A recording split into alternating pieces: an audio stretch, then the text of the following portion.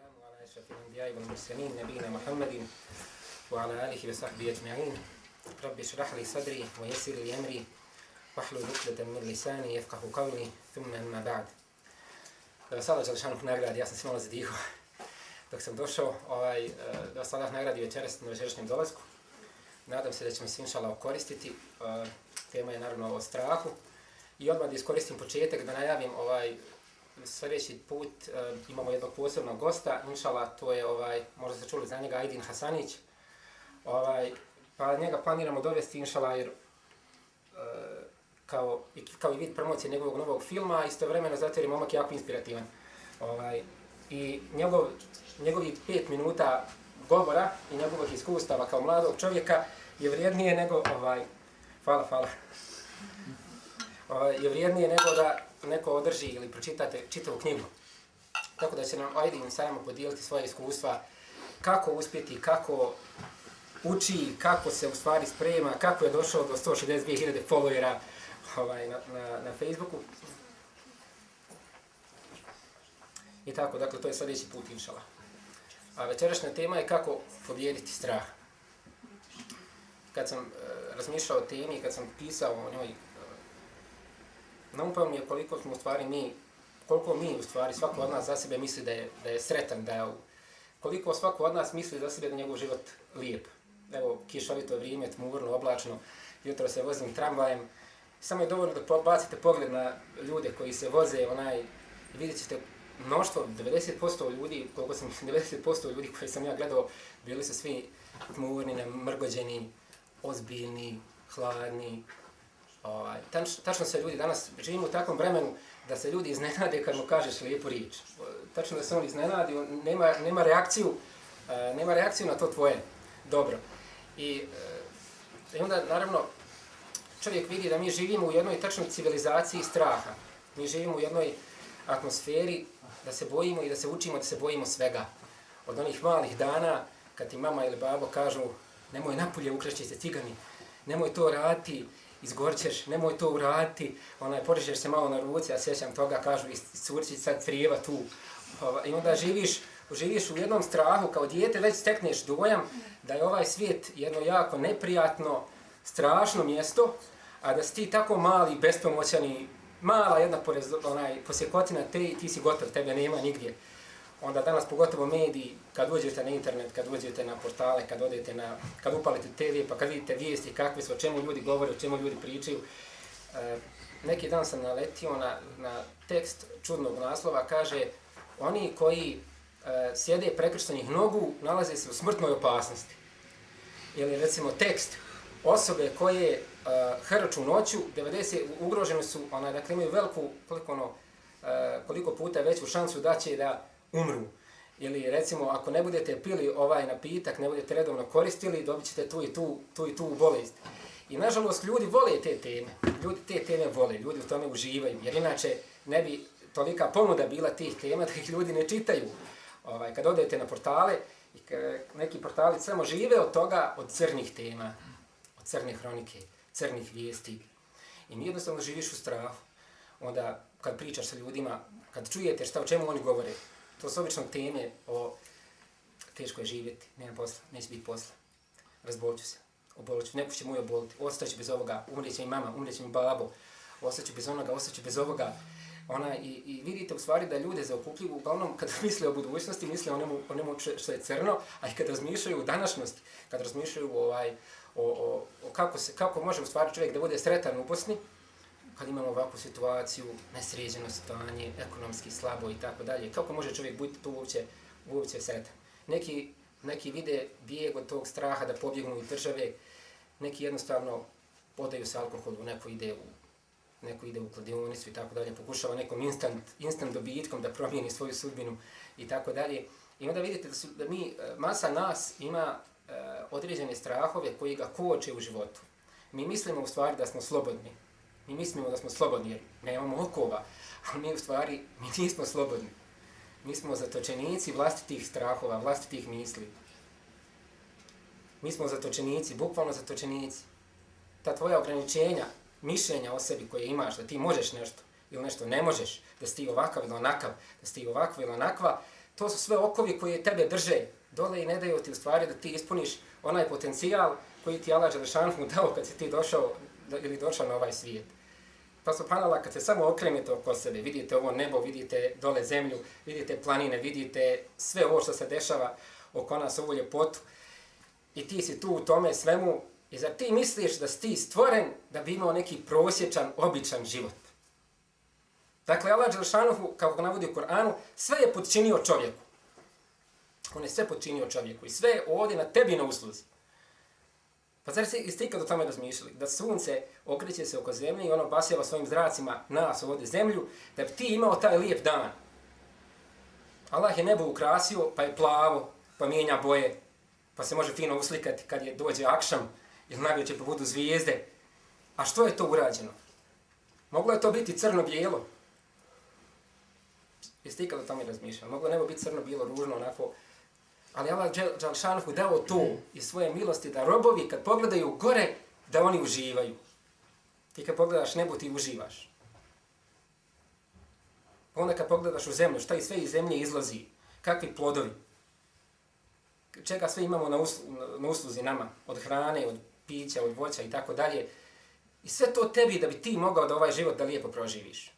I ti misliš da je Allah tebi to dao, eto, da ti možeš sjediti kod kuće i reći, evo ja ću sebe zatvoriti, ja ću se bojati, i kako ljudi kažu, završiti fakultet, oženit ću se i to je to. Dobit ću djecu i to je to. Radim kako su radili moje mama i babo i tako dalje. Ja misliš da je tebe Allah stvorio samo za to? Pa, subhanallah, Allah je tako stvorio životinje. Tako životinje žive. Životinje nemaju većeg cilja, one nisu svjesne šta mogu ili šta ne mogu. Ali čovjeku je Allah dao razum i dao mu je sposobnosti, dao mu je talent koje mi često ni ne vidimo. Mi često nismo svjesni kakvih sve talenata imamo i šta sve možemo. Zbilja, mi nismo. Mi smo sebi najveći neprijatelji. Mi mislimo da ne možemo nešto, da smo glupi, ružni, netalentovani, nekreativni, ko bi nas volio, ko bi nas slušao, ko bi od nas išta uzeo. I onda ta naša misao nas priječi. Naš strah ili od uspjeha, ili strah od greške, ili naše mišljenje o nama koje je isto negativno, to nas priječi da ostvariš ono što ti Allah dao kao potencijal. I kad Allah Đelešanu navodi u Kur'anu primjere ljudi na sudnjem danu kad dođu, oni će u stvari tek kad pred Allaha stanu i kad vide onu knjigu svojih dijela, on će tad shvatiti u stvari šta su sve imali. On će tad u stvari vidjeti da nisu na dunjaluku vidjeli šta su imali i da nisu to iskoristili u svoju korist. I onda ono obično traže, Gospodaru, daj ti nama još jednu šansu. Mi sad znamo šta smo imali, da nas vrati opet nazad, da mi iskoristimo ono, ali nema povratka. Nema nazad. Nema nazad. Zbog toga je bitan ovaj trenutak, zbog toga je bitan dunjaluk, zbog toga je bitno da svako od nas pogleda malo u sebe i pogleda šta su njegove sposobnosti bez da bude kritičan prema sebi. Već jednostavno da vidi šta je njemu Allah dao kao talenat, a svako od nas ima talenat u nečemu. I da vidiš šta je to što ja želim da radim, šta je to što ja volim da radim. I imaš mogućnosti, subhanallah, pogotovo, recimo Sarajevo, koje je poznato po mogućnostima. Imate kursove jezika, programiranja i tako dalje. Čovjek može toliko toga novog naučiti, a on jednostavno traći vrijeme. Ne mogu ja to naučiti, teško je, dosadno, nisam ja za to, neće ja to znati i tako dalje. Mi sami sebe spriječimo. I tema je strah. I ja sam mislio nju da obradim malo s ove, kako kažu, psihološke strane i sa one islamske strane zbog toga, jer sjećam se kad sam ja ulazio u vjeru, meni je vjera se činila, prije povratka vjeri, meni se činila dosta daleka i strana. I živi život kako si naučen, ustavno kako ide raja ostala, tako ide šiti. Međutim, ne čini ti se da vjera ta može tebi, u tom momentu tebi ne čini da ona može tebi nešto značiti. I sjećam se koliko je to daleko tada bilo, jedan tamo u mom rodnom kraju, čovjek jedan ide 5 puta na namaz, svaki dan ide 5 puta i to vozi se biciklom i svaki dan ide gore dole. gore dole. I meni to zanimljivo bilo, ja pitam Dajđu, gdje će šta radi? On kaže, on ti je veli pod abdestom stalno. Ja se sjećam toga, on je pod abdestom. Ja razmišljam, šta li je taj abdest? Ne izgleda, šta li je to? Zvuči nekako mistično daleko, šta li je to ko oružje neko da šta li je to? I taj čovjek je stvarno dolazio kod nas u radnju i on je u stvari od Dajđine žene neki rođak. On je pričao nama o vjeri. I on nama priča o vjeri, mi njega ništa ne razumijemo. Ja se sjećam toga, on priča, ja sjedim ovako. Mi sjedimo ovako svi i gledaš. I onda on kad završi, on ode i što on govori, što reče ovaj. I onda idu one priče, naravno, znaš li ti da on ne gleda televiziju. Ne, ozbiljno, meni je to bilo fascinantno, ne gleda televiziju. Kako će ne gleda televiziju? Jer ne gledaju ni mama ni babo televiziju. Meni je to bilo ibret, stvarno. Kako će bez televizije, čovječe? Znaš li ti veli da se on ne kupa sa narodom? Ima tamo, kod nas je ona rijeka i onda svi, kad dođe ljeto, svi idu zajednički tamo. Svi zajednički. On se veli ne kupa, čovječe. On ima napravio sebi mini plažu, odvojenu, nigdje da ga niko ne vidi. Čovječe, šta je to? Ne, zbiljno, to je nama ibret bilo. Meni je to ibret bilo. Šta li je to tako? I kad čovjek sagleda iz te perspektive, sjeti se kako je gledao na vjeru i kako se ibretio o tome, onda ti stvarno razmišljaš, kako ja sad sa tim normalno da živim? On mora 5 puta na namaz. Znači da se on mora kupati, da on mora da on mora klanjati 5 puta, da on čita knjige. Bukvalno, zbilj, čita knjige. To je ibret. U manjoj sredini je to ibret. Pitam ja ljude, šta on radi? Veli, on piše knjige i čita. Je li to posao? To mu je posao. I onda kasnije se zbližiš s tim čovjekom, upoznaš čovjeka i Allah ti dadne da ti kasnije to počneš da radiš. Ti počneš da klanjaš i ti počneš da vidi i počneš da ideš u džamiju i onda vidiš u stvari da kad nisi u vjeri, kad si malo dalje od vjere, kao da postoji neka pregrada između tebe i toga. Ne možeš nikako shvatiti. Kao da je postao neka pregrada, ja se sjećam sad između sebe i toga, ja ne mogu nikako spoznati. Dakle, čovjek priča, ja ga ne razumijem.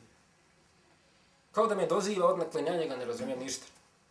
Ja razmišljam, kako ja ovo da primijenim? Gdje ja ovo da primijenim? Kako će ovo meni, ništa? Ovo me može samo sputati. I kako vidiš u stvari, kasnije kroz život, vidiš u stvari da Islam nije došao samo da čovjeka, kad mi govorimo o vjeri, obično govorimo ne smiješ ovo, ne smiješ ovo. Moraš ovo. Ne smiješ ovo, pazi ono, tamo. I kad čovjek sve to razvrsta, šta smije, šta ne smije, šta mora, on će se dobro zapitati, čovječe, jesam ja na to spreman, ja moram promijeniti život, to je velika promjena, to je promjena za 180 stepeni, da ja moram sad skroz neke navike svoje izmijeniti. Navikno se spavati do 12, sad moram ustati u 5. Klanjati. Hajde je posao, hajde se pare. A ovako moram ustati, kupat se, uzeti abdest i klanjati. Zima. Kako ću ja to? Navikao sam se ravijem izlaziti dokasno. Sad čovječe, kako ću ako ustanem, ako odem dokasno, ne smijem ni to. I to smo mi rekli da ne smijem, onda moram ujutru ustati opet. Kako? Kao da imam posao novi. I međutim, vjera je došla da čovjeku u stvari olakša život i da mu pomogne da on ostvari svoj potencijal. Da on u stvari taj svoj potencijal koji ima Allah dao, da on njega uvidi, da on njega shvati i da ga primijeni, to jest da ga iskoristi. Jer ti ako ne vidiš koliko je vrijeme dragocjen materijal i koliko je vrijeme tvoje dragocjeno, a nećeš ga znati, teško ćeš ga saznati, cijeniti bez vjere. Jer kad počneš sa vjerom i kad počneš klanjati, kad počneš praktikovati, vidiš koliko je svaka minuta važna i koliko ti u minutu svaku određeno šta ćeš kad da radiš. Ti s druge strane, šta momak od 18 godina ili do 25. pa i dalje, šta on radi? Mislim, kakve su njegove razmišljanja, obaveze. Znam, bio sam u tome. Ustaneš ujutru, kad ustaneš? 10, 9, 10, 11, 12, upališ laptop da vidiš šta ima na kompjuteru, napraviš kahvu i kontaš gdje s rajom. Hoću li ga naći, neću ga naći, ima li kakav termin za basket, ako ima, navečer šta ću, ako bude neka kafa, ako nema, ajmo ovdje opet neki film pogledati. I tako dan za danom ide. I onda ako momak nađe na neku djevojku ili djevojka na momka, to isto odu sati, dani, mjeseci, godine. I na kraju, ja sam govorio to na prvom ovom predavanju, da vrijeme to od 18. do 25. tako brzo prođe. A ljudi nisu obično svjesni koliko to vrijeme je potrebno da iskoriste da bi oni sazreli i da bi oni iskoristili taj svoj potencijal. I onda se odjednom okreneš se, ti si već u braku, nisi nikad ni o kome brinuo, osim o sebi samom. Ti misliš u braku, možeš ustajati u 9, u 10, 11, pit kafu, sjediti. Mislim, prvo ti neće to žena dati. Pa budimo realni. A isto tako i obratno. I obratna je ta situacija. Dakle, morat ćeš promijeniti nešto. Milom ili silom. Život će te natirati. I zbog toga sam govorio psihološka strana i ova islamska strana. Kako nam islam govori u stvari, kako da se ja izborim sa strahovima svojim. I kad govorimo o strahu, šta je strah? Šta je strah? Strah je osjećaj, neugodan osjećaj, koji se javlja iz misli. Dakle, strah ne može biti bez misli. Misao se mora prvo pojaviti da bi se pojavio strah. A kad se pojavi strah, onda je već kasno, onda se pojavljuju i fizičke reakcije.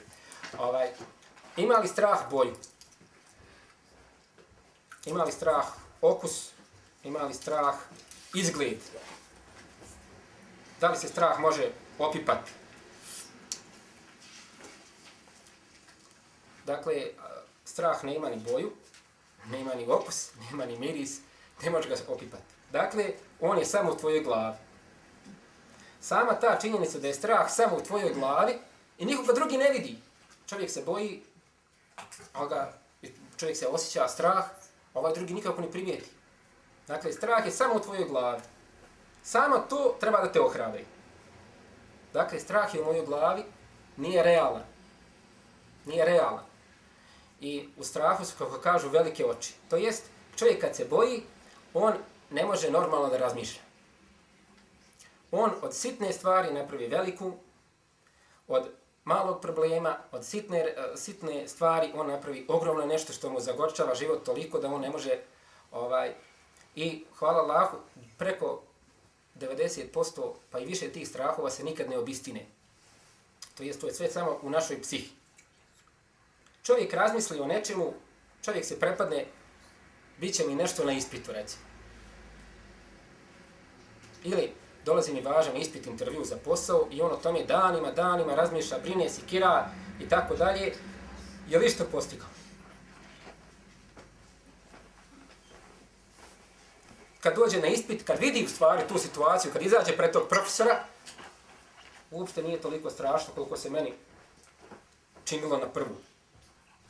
Ljudi se boje, kažu da je u stvari, ljudi se više boje javnog govora nego smrti. Dakle, više se na toj skali strahova, najveći je, na prvom mjestu je strah od javnog nastupa, javnog govora. Poslije toga je strah od smrti. I ljudi se boje javnog nastupa, jer su fokusirani na druge ljude. Šta će on meni reći? Šta će on povedati? To sam ja ovakav, to sam ja nakav. Šta ti je? Će reći da sam ja glup, da sam ja ovakav, da sam ja nakav. I strah taj je samo u njegovoj glavi, njegovoj percepciji te određene situacije. I zbog toga nije bitno, ovo morate upamtiti, dakle, nije bitno čega se bojite, već morate sebe da zapitate zašto se ja toga bojim. Bojim se čuke.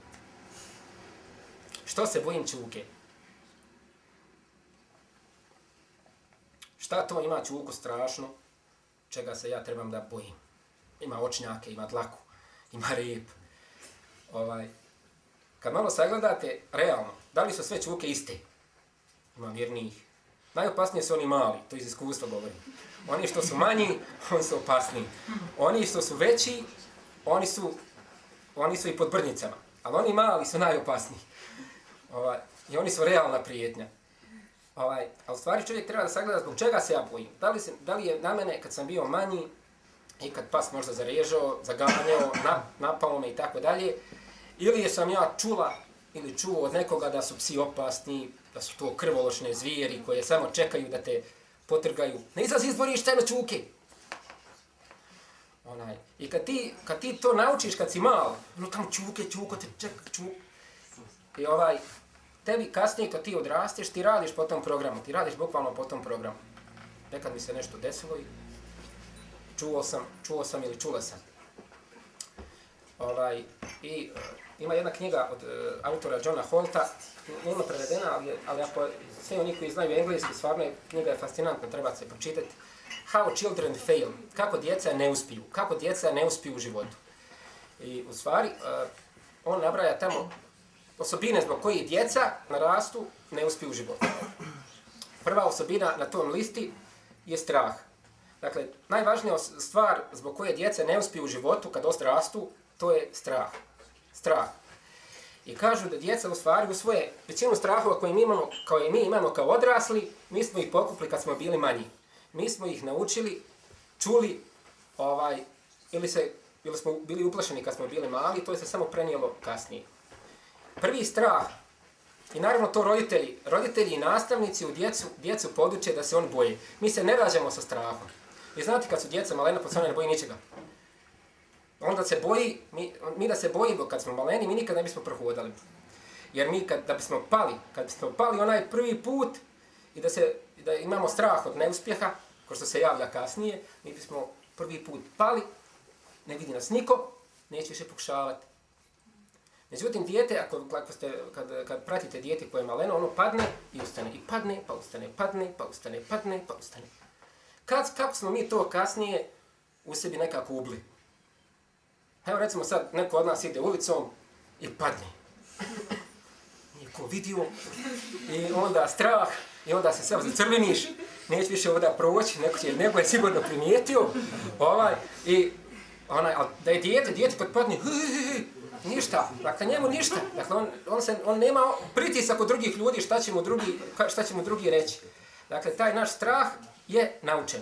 Kad si bio manji ili manja, pao si negdje i dijete, i kad je dijete te tako ismijalo par puta, to je strašno, sad opet će me ismijat neko, opet će neko reći, kako si tako glup, opet si pao. I dakle, roditelji te nauče isto strahu. Nemoj ići napolje po zima, dobro se obuci, toplo vripaju, gripe, zima. I ti onda kad izađeš, kako tu poruku djetetu šalje? Moj organizam, moje tijelo je slabo. Ja moram se dobro utopliti, ja inače moram paziti na jesti. Udar će te promaja. Nemoj mokre glave napolje. Znam ja, uvijek kad te priče spomenu, uvijek postoji da ta osoba zna neku osobu koja zna neku osobu koja se to desilo. Ima tako žena kod nas, njoj se iskrivilo u usta. Ima žena koja je ukošla kičma ili žena koja je veli, mozak joj veli, zaledio se. I ti onda čuješ, čovječe, znaš, i ti izađeš vani, ti se ubijeđen, nema, kao budem tako postupao, nema od mene ništa. Onda nastavnici ti dođeš u školu i nastavnici onda ubiju pojam. Jer naš odgojno-obrazovni sistem je tako postavljen da to mora neko da strada.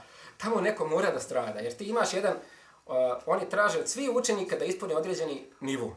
Dakle, imaš za jedinstvenu skalu ocjene za sve učenike, bez obzira na njihovu inteligenciju, njihove sposobnosti, a sva su djeca sposobna. Samo što neko djete treba možda malo više vremena, nekom treba malo kraće vremena. Ali kad ti uspoređuješ u određenom vremenskom roku kako će da određeno dijete napreduje koje ima određene sposobnosti i koje može brže napredovati u odnosu na dijete koje će sporije napredovati, normalno će ovo recimo dobiti 5, ovo će dobiti 3.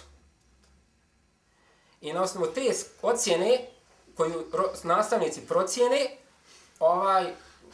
na osnovu te skale procjene djeca izvlače svoju vrijednost. Ako imam dobre ocjene, ja sam pametan, nemam dobre ocjene, ja sam glup. I na osnovu te procjene subjektivne procjene, mi gradimo svoj život. Ja sam pametan, imam sve petice. Ja sam sve petice imao. I ja moram imati sve petice, jer ja ako imam četvorku, ja sam glup. Bukvalno, ovisi ti to. Onda imaš one koji su trojke, kažem šta me briga, ja sam zadovoljan, trojka, četvorka, kad završim i bit će. Imaš one jedince, ja sam onako velik glup, od mene nema ništa, ali ja imam jedince i ja ode u kriminalce.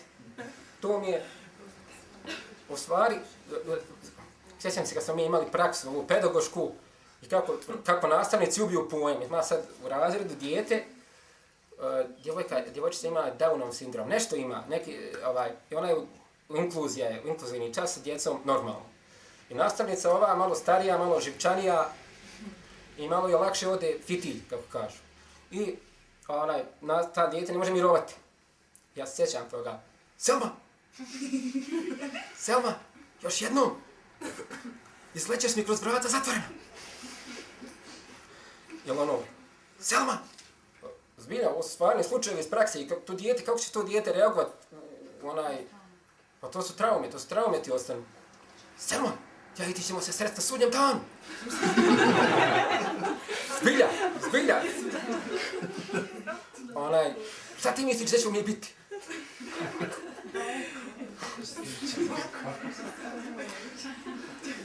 I naravno da to ostavi traga na dječju psihu.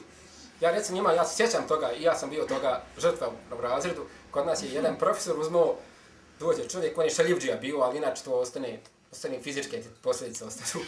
Uzme, pokupi sve gumice koje ima, i donese teniske loptice. I onda on fino, kako sad ne znam, izvede neko na tablu i taj priča, a on za to vrijeme iz animacije gađa učenike. Ili recimo, ako hoćeš da dobiješ dvicu, on ima za to i prut. I ti, ako on tebe udara po ruci, ako uspiješ ufati prut, eto dvice. Ili recimo, postavite kao tablu, postavite kao metu živu i onda, gdje te pogodi, tolika je ocjena. A gađate se vrha učionci, i dole. Dakle, to su stvarni primjeri i ja sam bio meta.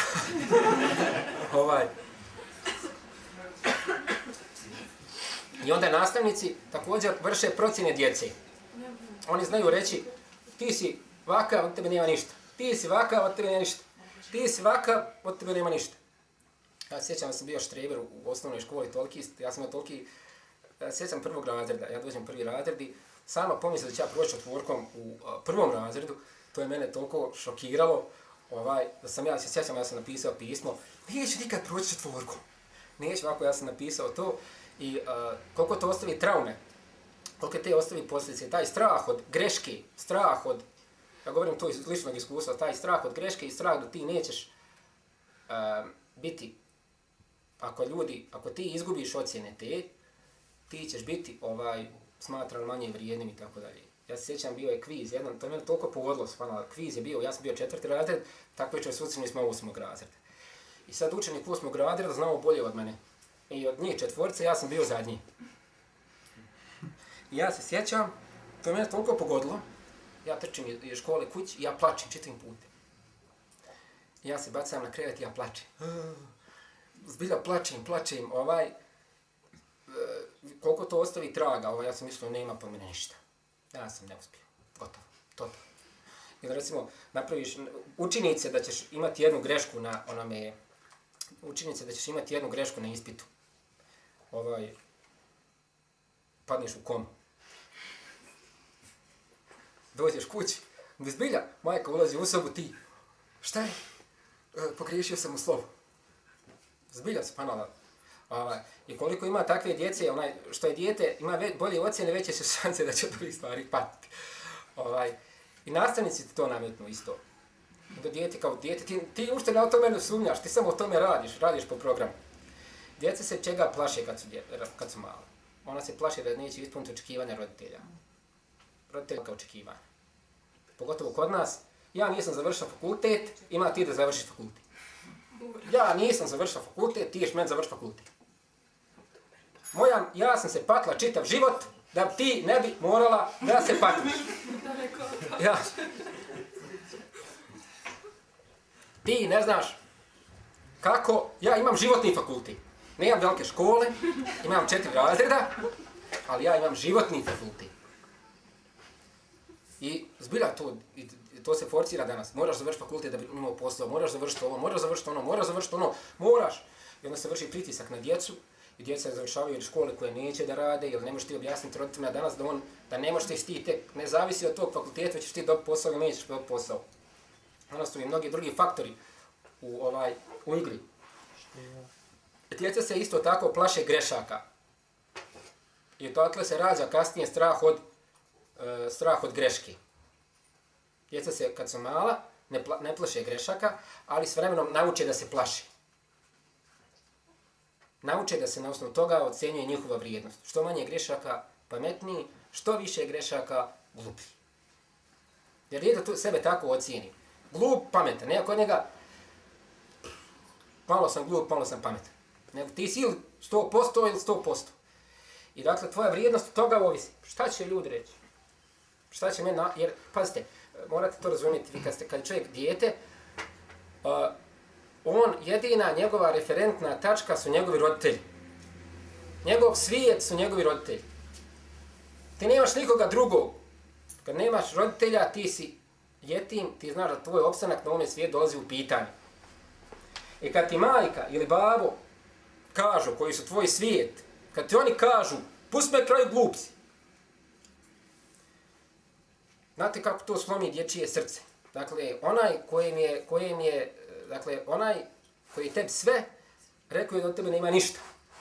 I ti nećeš nikad posumnjati da je majka možda pogriješila ili bila ljuta. Ti nećeš nikad posumnjati tada da je ona možda u krivu. To je 100% tako. Iz dječje perspektive je to 100% tako. To nema dileme, nema druge. Majka mi rekla sam glup. I nema od mene ništa. I dijete misli da ga majka ne voli. Tad nastaju tolike traume, ove emocionalne, i tad se javlja stid. Ali to nije običan onaj stid, pozitivan stid, već se javlja negativan stid. Ti misliš, zbog toga što ti roditelji kažu i drugi, ti pomisliš da si ti defektan, da ti nisi dobar, da u tebi ima neka mahana i da ti kao takav, kakav si, niješ nikad možeš biti voljen, uspješan, ništa. Od tebe nema ništa. I ti se onda stidiš kasnije.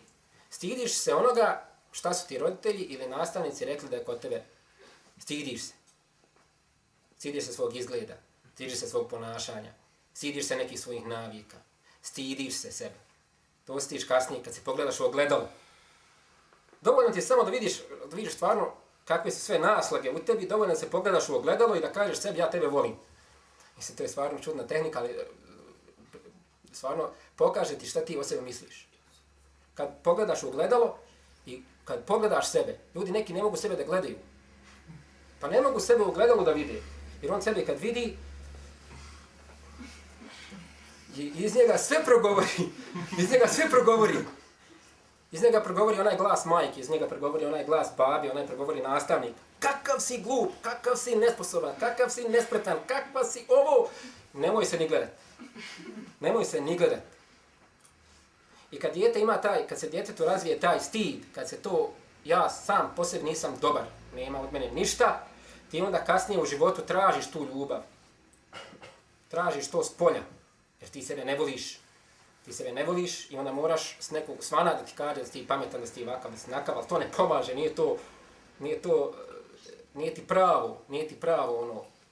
Ti to ne osjećaš, ti imaš prazninu ovdje koju osjećaš od malena i kad odrasteš nosiš je sa sobom i misliš je popuniti nečim drugim. Ljudi misle ako ja završim fakultet, ako ja dobijem diplomu, ako ja se fino oženim, ako ja imam auto, ako imam kuću, drugi će ljudi početi da vide u meni nešto. Vidit će u meni nešto, no, da sam ja vrijedan nečega, da ja sam lijep, da sam ja pametan, da ja imam nešto, da ja neće vidjeti u meni ono što ja o sebi mislim. A ja o sebi mislim da sam propalitet, da sam ružan, da sam glup, da od mene nema ništa. Navodio sam primjer onoga momka koji me je pitao, završio magistrat. Odakle on je magistrat ima uspješan je, ima firmu, dakle, bogat je. Ali ja ne volim sretan, što ostavila ga djevojka prije 3 godine. I ti, dakle, sad ovako kad gledaš sa vanjske strane, ima sve. Dakle, 1000 momakavci zamijenilo za njegovo mjesto. 1000. Ali on nije sretan. I veli, ja mislim da se neće nikad ženi. I, dakle, roditelji te nauče tome, dakle, da se bojiš grešaka, da se stidiš sebe. Onda roditelji i nastavnici čine grešku, oni upoređuju djecu sa drugom djecom. Viš kako je ono dijete pametno, što si ti taki? Ili recimo, ali to kad odraste, to se mijenja. Ti kažeš, mogu li ja ono što onaj radi? Ti si moje dijete, nisi onaj. Ali kad si manji, kaže ti, što nisi ko onaj? Jer djeci ti kaže, što si, viš kako onaj pametan, viš kako onaj glup, nije glup. Viš kako onaj pametan, viš kako onaj ima pece, viš kako je fin, kako je uredan, kako sluša mamu, kako sluša babu, što ti ne slušaš, ti pogledaj se, sramoto. I naravno da ćeš ti uspoređivati se kasnije, kad ti odrasteš, ti ćeš se početi uspoređivati. Ti ćeš samo gledati. Jer ćeš čak razviti loše osjećaje prema tome. Jasmin je pametniji od tebe. Ti ćeš onda Jasmina. Ti ćeš onda početi, onda gledaš tako da se razviju ta osjećaje, da si zavidan prema drugom, da si ljubomoran prema drugom. Da hoćeš da mu naudiš, pa onda kad se igraš pa mu uzmeš kamen pa mu... I onda, dakle, djeca to razviju. To se, naši strahovi koje mi imamo, oni se razvijaju od malena. Od onoga što su nam drugi ljudi rekli, se trebaš toga bojati. Nemoj ići na kupanju, udavit se. Ja se sjećam toga, to je majka meni govorila. Nemoj ići na onu, udavit se. Svake se godine neko udavi. Zbilja, stvarno, udavi se stvarno svaki godine. Ne mislim to, nego majka pretpostavlja odmah sve crno zamišlja, sve zamišlja dakle, i onda, da, djeca se boje kad su malena da će ona biti meta vršnjaka. Imate ovo danas vršnjačko nasilje od malena pa do... I naravno, kad se ti ne uklapaš u djecu, ili se ti razlikuješ, ili si ovakav, ili si onakav, naravno da ćeš ti tad doći na udar. Dakle, djeca će te ismijavati, ili te zadirkivati, ili te zezati. I sad dijete, ako je povučeno, i njega djeca govori, glup si, ružan si, vakav si, nakav si. I naravno, ti na osnovu toga, dakle, sjećeš isto povratnu informaciju. Ti od djece učiš isto. Jer kasnije, kad ne rasteš, više neće biti bitno šta mama i babu kažu, toliko. Tebi je bitno šta kaže Meho i šta kaže Huse. Šta oni kažu o meni? Jer ti si u društvu tom pokušavaš uklopiti i moraš im udovoljiti nekim kriterijima, parametrima, imaju parametri. Dakle, ako imaš možda više novca, ja se sjećam, bude rat i dijete jedno kod nas imalo 10 maraka da kupi žvake. Znači, 10 maraka u ratu bilo i on kupio puno onaj kutiju žvaka. To je za nas bio bogataš. Dakle, ti ono oko njega idi.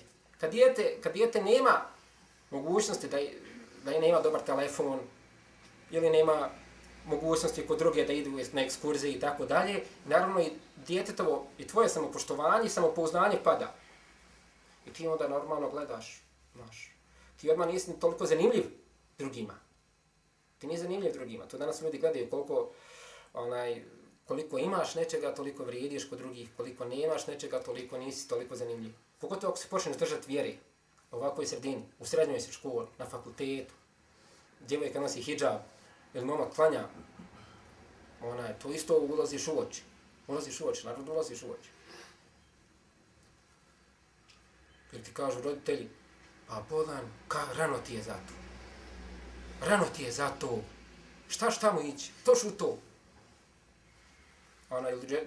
Ili stvarni slučajevi da majka razmišlja o svojoj kćerki da bude ona pjevačica, razmišlja o njene karijere da bude ona pjevačica, ona se pokrije.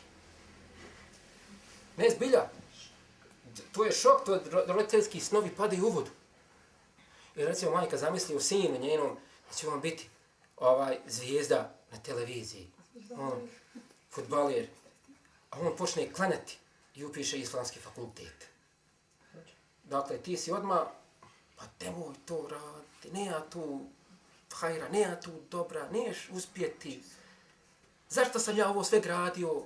Zašto sam ja ovo sve pravio? Sve tebi ostavljam, a ti tako meni uzvraćaš. I ako u toj situaciji dijete ili dječak ili djevojka ne znaju kako da se ophode sa tim, nemaju dovoljno izgrađen sistem vrijednosti, on će tu da pokleknu. A roditelji znaju dobro ucijenjivati, društvo zna dobro ucijeniti. Iskoristi te tvoje strahove. A pogotovo šeitan tu dolazi sa tim mislima. A možda su oni u pravu, stari. Možda su u pravu. Što bi ti klanjao? Šta će ti hidžab? Samo prošetaj se rajom, bud normalan, bud cool, bud din. Šta se tu zatvaraš, šta se zavijaš, šta hoćeš ti, šta ti glumi. Nisi ti dobar, stari. Znam ja tebi otprije, ti si od malena radio svakakvi belaja, sad si ti našao. Znate, čitav te kvart, zna, ti si problematičan, nema od tebe ništa. Ti onda šožeš, dobar si ti, dobar, stvarno. I koliko je tako momaka otišlo, ili djevojaka, poslušalo taj savjet, napustilo i namaz, napustilo i vjeru, napustilo sve, otišlo, mislilo naći uspjeh na drugoj strani. Sad mi govorimo o toku straha, dakle, kako strah nastaje. Strah nastaje, ima neka situacija koja se desi. Neka životna situacija. Ili nešto ste preživjeli ružno, pa dolazite u tu sličnu situaciju. I tad se javlja javlja se prvo situacija. Evo recimo naveć primjer Čuke, od početka se za njega. Ide Čuko ulicom, vidiš ga na 100 metara. To je situacija. Ide ti onda misao kroz glavu. Onda se pojavljuje misao. Šta ako naleti na mene? Moram kraj njega provući. Šta ako zaleje za mnom? Šta ako drugi ljudi vide da on za mnom trči? Šta ako me ujede? Šta ako me ujede? Šta ću reći mami? Šta ću reći mami? Šta ću reći babi? Joj, sramote i završću na kliksu.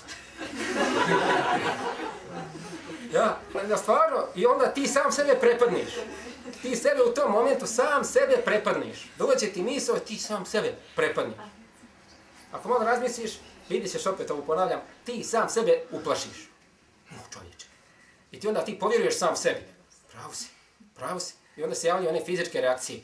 Počne srce da lupa, počneš da se preznojavaš, počneš da se crveniš, počneš da hoćeš da pobjegneš odatle. Nije mi nešto dobro. Onda neko kaže imaš napad džina. Ali zbilja ljudi to, ali samo kad malo to pomisliš i tako iz druge situacije kad ti naiđu strašne, pogledaj o čemu razmišljaš. O čemu razmišljaš kad se to desi. Dolazi ispit, imaš na fakultetu, ima skoro svaki fakultet ima nekog profesora strašnog. Ja sam, sjećam, mi smo jednog profesora zvali Terminator. Jer on uklanja studente. I onda ti kad čuješ to Terminator, čovječe, znaš, onda ti kad dođeš na čas, na predavanje, gledaš ga drugčije, jer imaš to, kakav li je to, I čovjek je potrebno tu, šta ja tu razmišljam? Da sam sebe sagledaš. Zašto se ti bojiš Terminatora? Zašto se ti bojiš tog Čuke? Šta tebi prolazi kroz glavu u tim momentima? Šta je to što ja... I onda moramo da vodimo računa kako mi sa sobom govorimo. Jer mi danas, kako kažemo, da misli koji ti kroz glavu progovori. I ti svako od nas sa sobom sam priča. Unutar, imamo taj unutrašnji dijalog. I ti sad sebi govoriš čitav dan glupsi. Ili niš moć, ne znat. I to je stalan dijalog koji ide. Slab si, razbolit ćeš se, osjećaš bez ovoga. I ti u to vjeruješ. To toliko puta si ponovio da ti u to vjeruješ. I ti radiš po tome. Značiš kakav imaš dijalog o sebi, značiš dijalog kad sebe pogledaš u ogledalo. Ili recimo kad dođe neka situacija, imate neki novi projekat ili nešto treba, tada ćeš znati šta o sebi misliš. Trebaš upisati nešto novo. Neš ti to znati, neš ti to moći. Ti si glup, ti si nesposoban, ti ne znaš, ti nisi talentovan. Hoćeš da upišem kurs neki. Neš ti to znati, neš ti to moći. Šta će to? Bolje paru troši u drugom. Nemoj to raditi, nemoj. I pogledaj sebe u ogledalo i vidi, stvarno, možeš li sebi išta reći kao kompliment. Dakle, pogledaj se na ogledalo i reci sebi, baš si pametan. Vidit ćeš, odmah ćeš osjetiti u sebi, nisi ti pametan. Odmah ćeš osjećaš u sebi, znaćeš u sebi, izgovorit će ti to samo. Gdje ćeš ti sam? Reci sebi, ti ćeš to moći, ti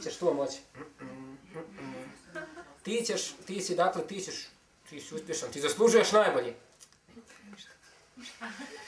Dakle, moraš to da znaš, moraš znati, jer ne možeš se suočiti sa svojim životom i ne možeš se suočiti sa sobom, ne možeš pomijeniti se najbolje ako ne znaš šta sam sebi govoriš svaki dan. Ne moraš to. I također isto ljudi, kad uđu u vjeru, pogotovo to vjera nas treba da nas uči, da mi znamo šta o sebi mislimo. Ti moraš da znaš, jer očekuje vjera je, kako bih rekao, vjera traži od tebe stalnu promjenu na bolje. Dakle, traženje znanja je obaveza svakog muslimana. Dakle, to nema nigdje. Je obaveza tražiti znanje. Ti moraš znati sebe. Ti moraš znati tvoje ti moraš znati šta ti paše, šta ti ne paše. Moraš znati kako o sebi misliš, šta o sebi misliš. Moraš znati da li ti cijeniš sebe, jer ti ako ne voliš sebe, ako ne cijeniš sebe, a trebaš biti zahvalan Allahu dželešanu i na ovome tijelu koje ti je dao, i na ovoj duši koju ti je dao, i na vjeri koju ti je dao, kako ćeš biti zahvalan ako misliš za sebe da si svakakav. Ti nisi zahvalan, automatski nisi zahvalan. Daj makar na mom tijelu ovo malo nešto drugčije, daj makar moja kosa drugčije boje, da mi je ovo drugčije. Ti odmah nisi zahvalan. Moram se na neki način promijeniti da bi ja bio ljepši, da bi ja bio nešto. Moraš biti zahvalan. Ne možeš biti sretan ako nisi zahvalan. Ako nisi zahvalan onome kakav si, kako ćeš biti sretan? Kako ćeš biti sretan? I moraš to, dakle, vjera od tebe to traži, ti znaš o sebi i da ne padaš pod taj strah. Da znaš sebi ohrabriti. Da ti budeš sebi podstrehač, da ti sebi budeš ohrabrenje. Ne da tražiš da neko drugi šalje poruke, SMS, da ti pita kako si, šta si. Da ti ne treba drugo rame za plakanje, da možeš sam sebi reći, da sve posteći. Da ti ne treba motivacija u tom smislu vanjska, da ti sam kaže, ja to mogu, ja to idem, ja to hoću, ja se oslanjam na Allaha dželešanu i idem. I da sebe sam ne sputavaš, da sam taj svoj potencijal koji ti Allah dao, da ga ti ne vidiš, nego jednostavno kažeš nema mene ništa, ja to bolje da ja to batalim. I to moraš znati šta ti o sebi misliš. I onda ono što psiholozi koriste, to je u stvari, to su one takozvane afirmacije, možda ste čuli vjerovatno za to. Kao što sebi govoriš ono što je ružno, tako sebi trebaš svjesno da govoriš ono što je lijepo. Jer ona iz tebe govori glupsi, dakle ti trebaš sebi da ponavljaš, od mene će biti nešto. Ja to mogu. Jer neko čak kad čuje za ovako nešto, za afirmacije, kaže ne od toga ništa, to je glupost. Ali u stvari kad malo razmisliš o vjeri, kako te vjera uči tome, šta je subhanallah, alhamdulillah, la ilaha illallah, la havla vela kuvvete illa billah, šta je to sve? To su u jednu ruku afirmacije. Afirmacije. Jer ti kad kažeš sebi, bit će sve dobro u mom životu, bit će u mom životu sve dobro, kad kažeš sebi, kad to ponavljaš na glas, sve će biti dobro. Šta je to, u čemu je razlika između toga i kad kažeš la havla vela kuvvete illa billah? Jer ti kad kažeš la havla vela kuvvete illa billah, ti treba da budeš svjestan kad to izgovaraš, da nema snage ni moći osim sa Allahom dželešanu. Samo to, la havla vela kuvvete illa billah, treba da tebe oslobodi psihički od svih drugih strahova. Dakle, čuko, meni ne more ništa, jer ja imam Allah. I kad ti se ponavljaš, la havla vela kuvvete illa billah, ne može mi niko ništa. Zašto ja ne bi mogao nešto? Allah, kod Allaha je sva snaga, kod Allaha je sva moć. Allah mi može dati. Ko sam ja da ja, ne oslanjam se ja sam, ne mogu ja sam to, ali Allah mi to može dati. Zašto mi Allah ne bi dao? I ti sam sebi vjerom i ponavljanjem, čak i zikrova, ti sebe treba da riješiš psihičkih problema. Da to bude olakšanje. Kad kažeš alhamdulillah, to ne znači alhamdulillah. Ti gubiš tu smisao. Kad kažeš alhamdulillah, to znači hvala ti Allahu na stanju kakvo je sad. A zamisli to sad ti si u belaju nekom, ti si bolestan i govoriš alhamdulillah. Dakle, Allahu ekber, stanje je dobro kako je sad. Kako će biti dobro? Ali Allah te uči tome, alhamdulillah. Dakle, sad, kakvom si sad stanju, dobro je. Jer svako stanje je za tebe dobro. I bit će bolje, inšallah. Kad kažeš subhanallah, treba da razmisliš malo o Allahovoj veličini, o Allahovoj moći, o svijetu koji te okružuje, da si ti bolan u Allahovom carstvu. Ovo je Allahovo carstvo i ništa ovdje se ne može desiti bez Allaha dželešanu. I ti toga nisi svjestan, to tebi prođe nekako. Razmišljaš direktor ovakav, dekan ovakav, mama ovakva, punca ovakva, muž vaki. Gdje je tu Allah? Gdje je tu Allah? Zar ne znaš da Allah sa tim svim upravlja? Da si ti u Allahovom carstvu. Imaš čovječe direktora u nekoj firmi i ti znaš sad u njegovoj firmi kad si, da te neće naučiti, ako je dobar čovjek, neće načiniti zlo. Ne može ti niko od ljudi načiniti zlo tu, jer će on imati kaznu od direktora. Znaš da će ti lako dati povišicu, jer radiš. To je primjer čovjeka, direktora. Kakav je primjer kod Allaha dželešanu? Zar ovo sve ovdje što je oko nas i ova sva dešavanja oko nas i ono sve što se tebi dešava, zar ne vidiš mudrost u tome? Ti potrebno je da vidiš mudrost. Ono što ti misliš da je zlo za tebe, često iz toga se izrade tolike mudrosti da ti nisi svjestan. Čovjek često misli, ili momak ili mladić ili djevojka, kome ostavi djevojka ili ako se nešto desi, to je za mene veliki belaj. Ali ako te ona ne ostavi ili on te ne ostavi, ne može doći onaj pravi. Ne može. Jer ovaj drugi zauzma mjesto. A isto tako, dok on ne ode, ti nećeš moći naučiti kako je biti sa lošim čovjekom. Ti nećeš moći naučiti iz svojih grešaka šta sam trebao uraditi, šta nisam trebao uraditi. Šta sam mogao bolje, šta nisam mogao bolje. Kako ćeš to naučiti ako nećeš živo iskustvo? Kako? Nećeš učiti iz teorije. Nećeš učiti iz knjiga. Ne možeš iz knjiga to naučiti. I Allah te tome uči kroz život. Ovo je, što kažu, životni fakultet. To je životni fakultet. I ti,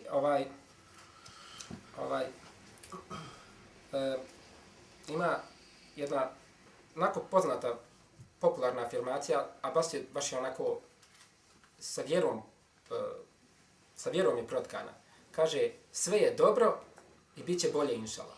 Meni je toliko to dobra izreka, dakle, sve je dobro.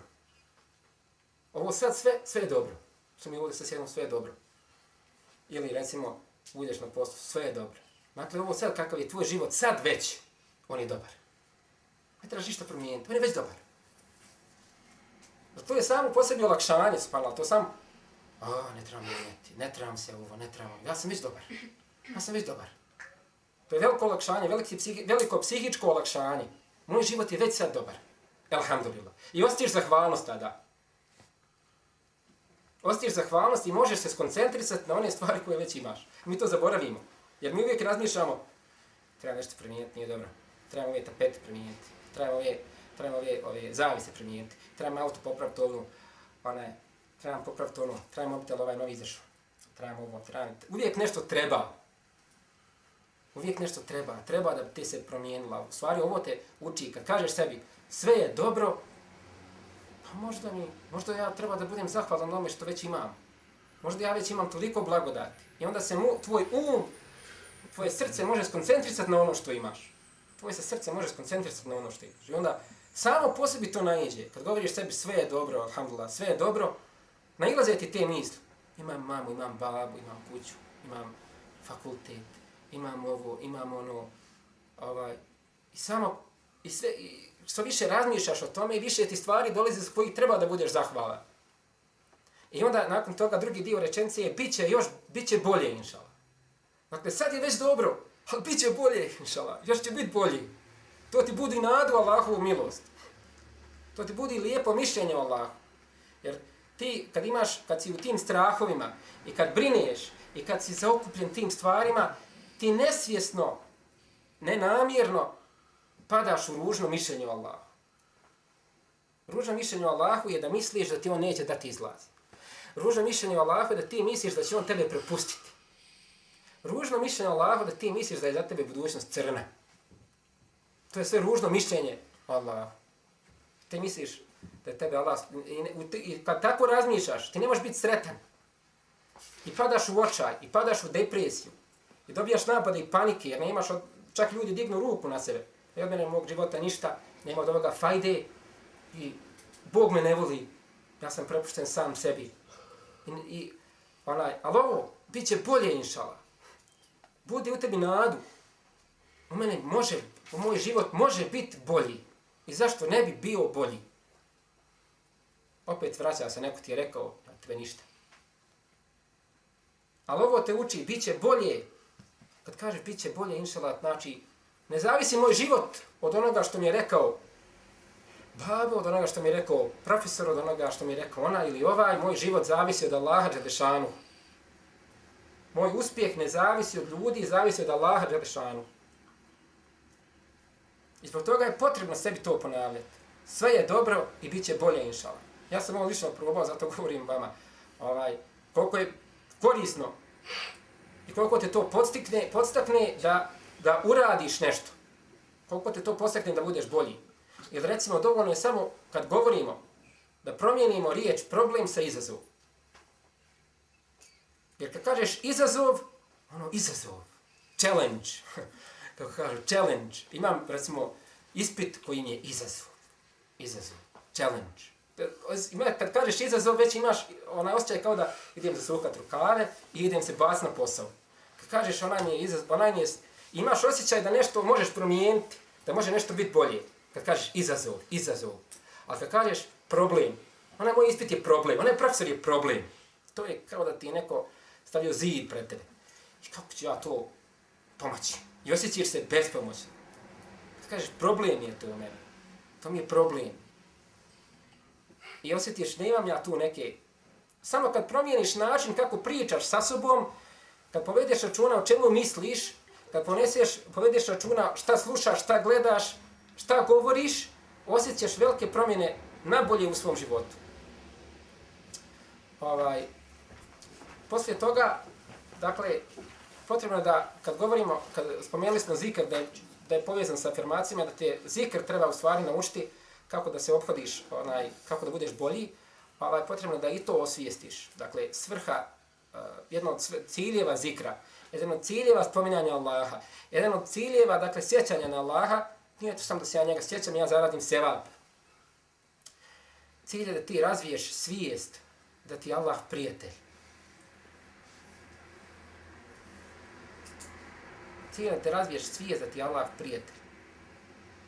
Da ti Allah nije neprijatelj, da ti Allah želi dobro. Jer ti ako ne voliš Allaha Đelešanuhu, trebaš obavljati ibadete, trebaš klanjati i tako dalje. A kako to raditi ako ne voliš Allaha? Kako ako ne smatraš ili nisi ubijeđen još u to da ti je Allah prijatelj? Ti moraš vjerovati da ti je Allah prijatelj, da ti on želi dobro, da ti on veći prijatelj od tvoje majke, da ti on više želi dobro, kako se kaže u hadisima, od tvoje majke, milostiviji je prema tebi od tvoje majke. I kad ti i samo te pomisli, Allah je milostiviji od majke, rađa se ljubav. Jer duše voli onoga ko čini dobro. I onda recimo, sjetiš se sve, pogledaš malo svoj život i pomisliš ovo je mene Allah danas dao. Ovo je Allah meni dao. Smijuju se organizatori. Ne bi ja da duljim, samo da vam kažem ove konkretne stvari kako Islam na to gleda. Prva stvar je, dakle, zikr smo govorili, imamo kuranski metod liječenja briga, strahova, jer se iz straha se rađa briga, a iz brige se rađa čir. Kad kažu čir, ne dobije čovjek od onoga što jede, već od onoga što njega jede. I prvi je da u stvari vežeš svoje srce za Allaha Đelešanuhu i da budeš ubijeđen da ti on dovoljan, to jest da je on, ta situacija koja se te čini nemoguća za riješiti, on upravlja sa tom situacijom. I ovdje ima dijalog u Kur'anu, samo da pročitam prijevod, kad je Allah Đelešanuhu poslao Musa i njegovog brata najvećem nasilniku tog doba, faraonu. Sad zamislite, to nije ispit. Da vi odete, hajde položi ispit tamo. Ili recimo, otiđi tamo, popričaj s ljudima. Ti pričaš sa čovjekom koji je najveći silnik tvojeg vremena i za kojeg znaš odem tamo, ode mi glava. Ti normalno da imaš strah, da imaš tremu, trebaš otići tamo i pozivati tog takvog čovjeka da te njega pozoveš u vjeru. To naravno javlja se strah. Dakle, kod poslanika, odabranih ljudi se javlja zebnja. Šta ja tamo da kažem?